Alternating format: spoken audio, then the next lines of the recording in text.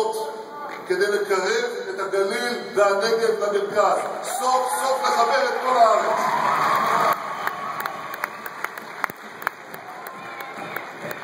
אתם באתם כאן, כל הארץ, ואתם רואים את ההבדל.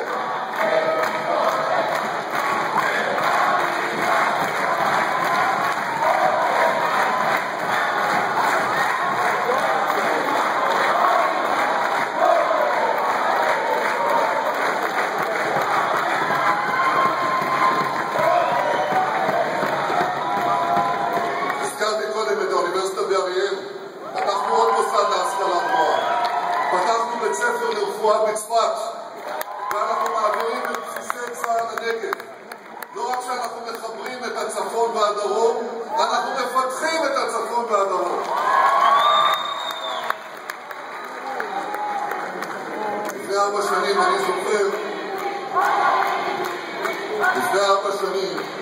אני זוכר את זעקות השבר של אזרחי ישראל מול הפשע הגואה, משפחות הפשע שהשתוללו ברחובותינו בערינו.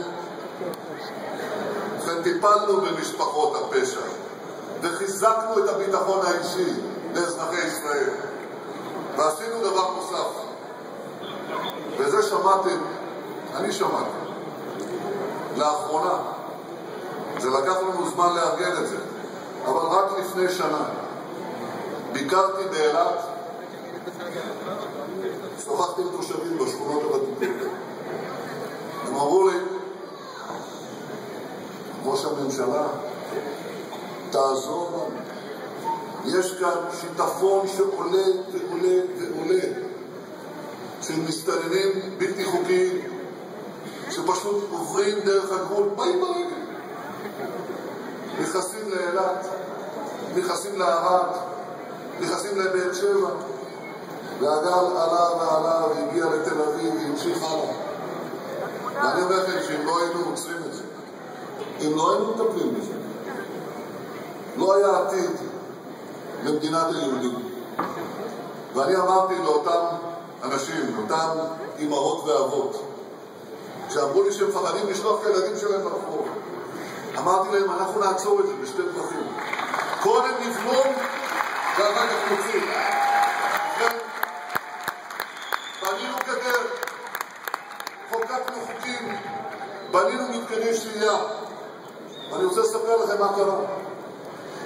אם עד לפני חצי שנה היו עוברים את הגבול אלפי מסתננים כל חודש, בחודשים האחרונים ובחודש הזה לא הגיע אפילו מסתנן אחד לערי ישראל. אפס. מגיעים כמה עשרות לגדר, נעצרים שם, מובלים למתקני שהייה, ועכשיו אנחנו מתחילים את התהליך של ההוצאה, להחזיר אותם לכבוד, לפי החוק, למדינות המוצא שלהם באפריקה.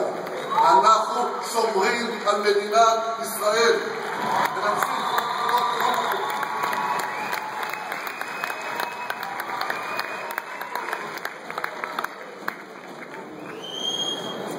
אני לא רוצה שנשאר פה עד שעה מאוחרת.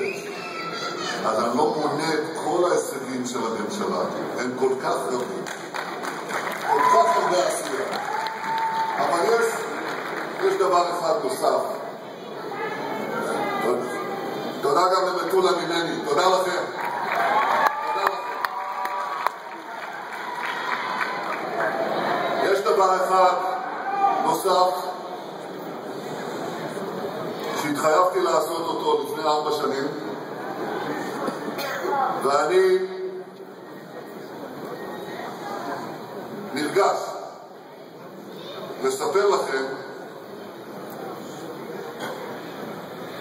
על מימוש ההתחייבות הזאת. התחייבתי לפני 4 שנים להחזיר את חיילינו החטוף גלעד שליט חטוף ושלום הביתה.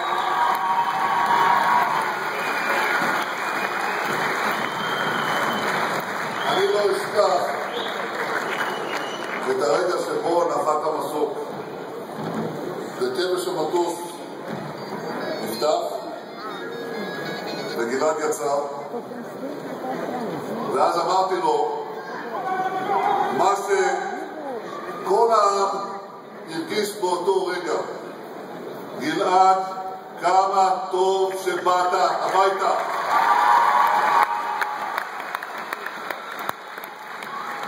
גם זאת הבטחנו וקיימנו.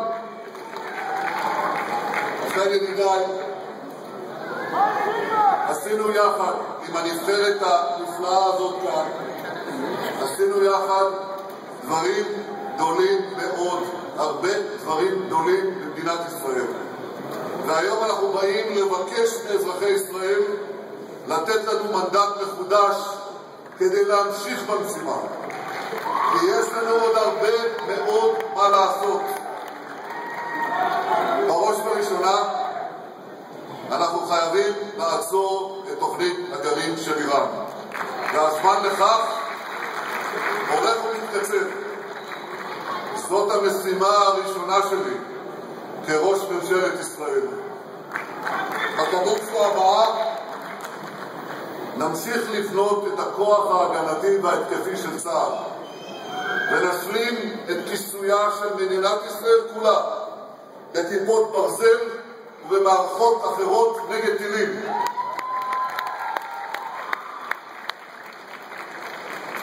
ידנו תמשיך להיות מושטת לשלום אמיתי עם שכנינו, שלום אמיתי והדדי.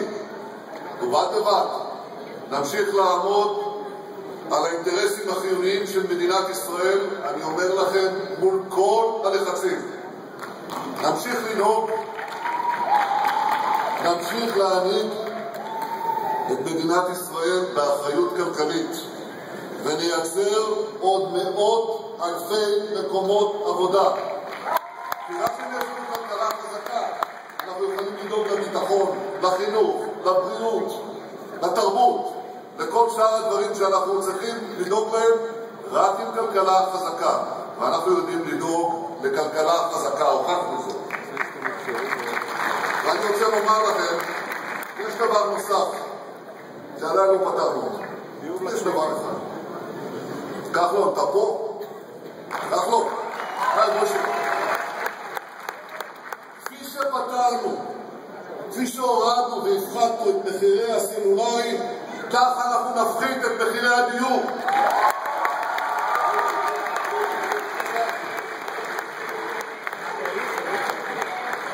יש לזה תנאי אחד הכרחי. קודם כל צריך לקצץ בבירוקרטיה. אני מאוד אוהב לקצץ בבירוקרטיה, אבל יש לזה תנאי אחד הכרחי. ולצורך זה סיכמתי עם ידידי אביגדור ליברמן שנחזיר את משרד השיכון ואת מינהל מקרקעי ישראל לידינו, לידי הליכוד ישראל ביתנו.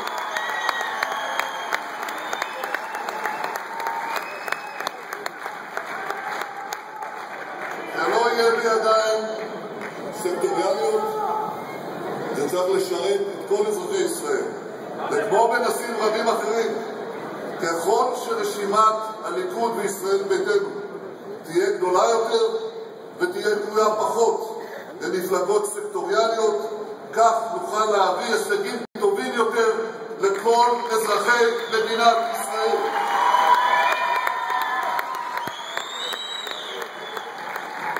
והאמת הזאת חלה גם ביחס לשוויון בנטל.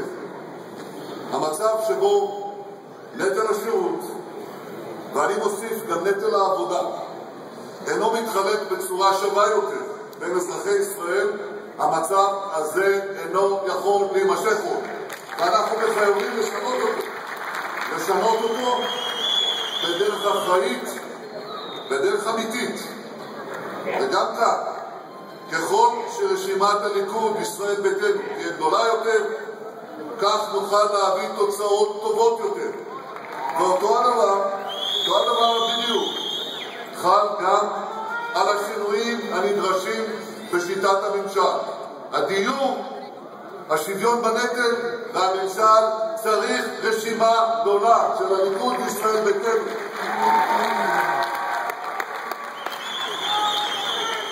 וכדי להשיג את המשימות הללו והדברים אחרים שאמרנו, עשינו משהו פורץ דרך בפוליטיקה הישראלית. ישבנו יחד, איווט ואני, והחלטנו לאחד כוחות. לא לפצל כוחות, לאחד כוחות. כי רק כוח מרכזי גדול ייתן לנו את הכוח לשנות, את הכוח למשול, את הכוח להנהיג את מדינת ישראל לטובת כל אזרחיה. ידידיי, אני שומע הרבה פעמים אנשים שאומרים שהתפקיד של ראש ממשלת ישראל הוא מן הקשים בעולם, אולי הקשה ביותר. אני רוצה להגיד לכם מניסיון אישי, יש בזה משהו, אפילו יותר ממשהו. זה תמיד מעלה את השאלה ששואלים אותי כל מיני אנשים, אז למה כולם רוצים להגיע לשם? אני אומר, חכו שישבו שם יום אחד.